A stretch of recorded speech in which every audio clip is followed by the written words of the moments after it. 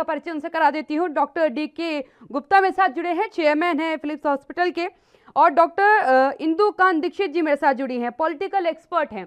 पहला सवाल मैं डॉक्टर साहब से लेना चाहूंगी। डॉक्टर साहब, लगातार इस बात को कहा गया कि थर्ड वेव जो है बहुत हार्मफुल है बच्चों के लिए, और स्कूल्स को लेकर के ही मैं आपसे पहला सवाल पूछूंगी, क्योंकि आज एक 12वीं के छात्र ने सुप्रीम कोर्ट में याचिका डाल करके इस बात को मांग की कि अब जब सब राज्यों में स्कूल खुल रहे हैं तो हमारे राज्य में भी खोलिए। क्या लगता है आपको कि सरकार का स्कूलों को रीओपन करने का फैसला क्या अच्छा फैसला माना जाए? काव्या जी, फैसला अच्छा और खराब जब पता लगेगा कि हमारी तैयारी कितनी अच्छी है। तो पहले तो सरकार को स्कूल खोलने की तैयारी अच्छी करनी चाहिए। स्कूल बिल्कुल खोलने चाहिए, बिकॉज लंबे समय तक हम बच्चों को एजुकेशन से, उनकी शिक्षा से डिप्राइव नहीं कर सकते। और खाली शिक्षा नहीं, बच्चों का स्कूल के अंदर सोशल, अगर मोरल, फिजिकल, मेंटल, स्पिरिचुअल हर तरह का डेवलपमेंट होता है। तो होलिस्टिक डेवलपमेंट बच्चों का स्कूल के अंदर ही होता है।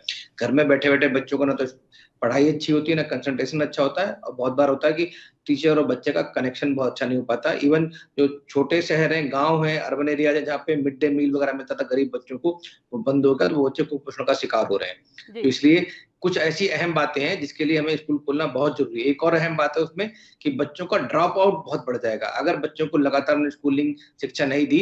तो जो खास करके लोअर क्लास के जो पेरेंट्स हैं, जहाँ पे सोशियो इकोनॉमिक प्रॉब्लम्स हैं, उन बच्चों को कहीं ना कहीं किसी न किसी एक्टिविटी में एंगेज कर दिया जाएगा, उनका ड्रॉप आउट बहुत बढ़ जाएगा। अभी भी हमारे पास लगभग 18 से 20 करोड़ ऐसे बच्चे हैं जो 12th तक परीक्षा में पास होते हैं, अपीयर होते हैं। तो इन बच्चों का ड्रॉप आउट कम करना है, कुपोषण से बचाना है, उनकी शिक्षा को अच्छा करना है, उनके सारे मेंटल, सोशल, फिजिकल और मोरल विकास को बढ़ावा देना है, उनकी कंसंट्रेशन को इम्प्रूव करना है, टीचर और बच्चे के बीच में कनेक्शन बढ़ाना है।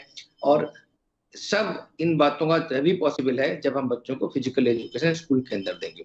लेकिन बड़ा प्रॉब्लम क्या है, हम सबको पता है कोविड जो है बहुत खतरनाक बीमारी है, और ये भी पता है कि इतनी जल्दी जाने वाली नहीं है। तीसरी वेव के हम लोग मुहाने पे बैठे हुए हैं, वैक्सीनेशन की प्रक्रिया बहुत तेज नहीं चल रही है। तो स्कूल खोलने से पहले जितने भी स्कूल्स हैं उन सबके सारे टीचर्स, सारा staff, including driver, support staff, उनकी दाईज, भैया, गार्डन, माली, सबको वैक्सीनेट कराना चाहिए। दोनों डोज उनको मिलनी चाहिए, उसके बाद ही उनको अलाउ करना चाहिए स्कूल में। नंबर 2, जितना भी स्कूल के एंट्री और एग्जिट पॉइंट्स हैं, चाहे वो स्क्रीनिंग हो, टेम्परेचर, चाहे वो हैंड हाइजीन हो, या उसके अलावा जो भी कोविड बिहेवियर्स हो, सोशल डिस्टेंसिंग हो, मास्क लगाना हो, उन सब का अच्छे से ध्यान देना चाहिए। नंबर 3, स्कूल के अंदर सैनिटाइजेशन प्रोसेस बहुत अच्छे से होनी चाहिए। दिन में कम से कम 2 बार सोडियम हाइपोक्लोराइड से पोछा लगना चाहिए, फिगर ऑफ 8 के उसमें। और उसके अलावा अंदर जो सीटिंग अरेंजमेंट है वो लगभग 6 फीट के डिस्टेंस का सब बच्चों के बीच में होना चाहिए। वहां पे स्कूल के अंदर कई सारे हमें टास्क फोर्स बनाने की जरूरत है, जिसमें चाहे वो हैंड हाइजीन कैसे हो रहा है उसको ऑडिट करने की जरूरत है, उनकी मेडिकल रिस्पांस टीम बननी चाहिए, उनका आसपास के नियर बाय हॉस्पिटल से टाई अप होना चाहिए, अर्ली डायग्नोसिस कैसे कर लें, मेडिकल रूम बना होना चाहिए। अगर किसी बच्चे का एंटीजन किट्स होनी चाहिए, किसी के बच्चे में सिम्टम्स हैं इन्फ्लुएंजा लाइक इलनेस के, खांसी जुकाम बुखार है, उसको हम अर्ली डायग्नोसिस कैसे करें, किस तरह हम तुरंत टेस्ट कर लें, किस तरह उसको आइसोलेट करें, क्वारंटाइन करें।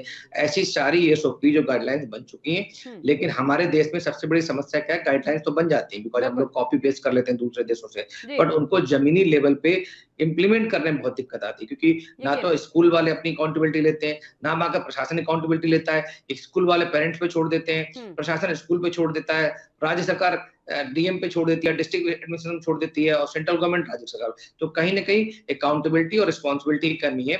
अगर सब लोग मिलकर काम करेंगे, एक दूसरे पे ब्लेम गेम नहीं करेंगे, एक दूसरे पे दोषारोपण नहीं करेंगे, तो हम स्कूल खोल सकते हैं। सावधानी बरतनी है। और जब भी, एक चीज और बता रहा हूँ, अभी कई सारी ऐसी स्टडीज हुई है जिसमें देखा गया जो बच्चे भी हैं उसमें भी सीरो कन्वर्जन जो है 65 to 70% हो चुका है। मतलब बच्चे ऑलरेडी इन्फेक्टेड हो चुके हैं 60 से 70%।